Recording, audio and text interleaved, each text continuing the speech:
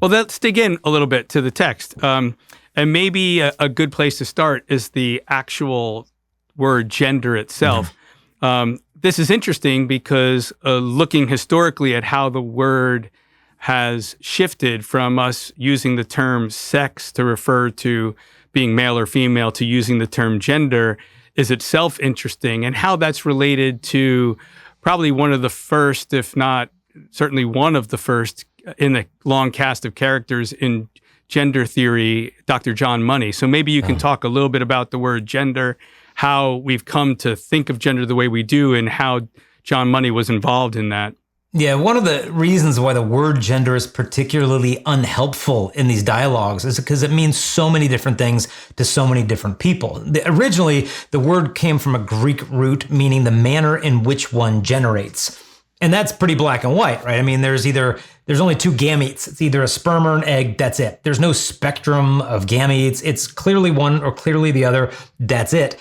And so that was the origination of the word. It first emerges in the English language in about the 14th, 15th century. And that it's more in reference to the grammar of language, that noun is masculine, feminine, neuter, or whatever.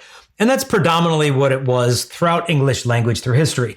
In about the 15th century, we do see it used as a synonym for biological sex, but it was still predominantly used as more of a grammatical term.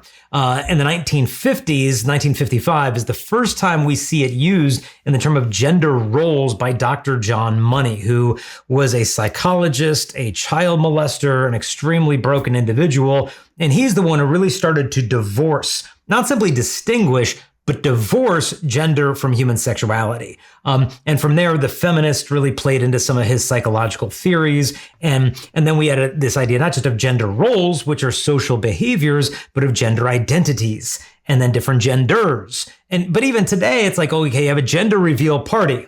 Okay, am I revealing the internal sense of gender identity of my kid? No, we're talking about their biological sex. When you fill out some government application, what's your gender? It's asking for biology.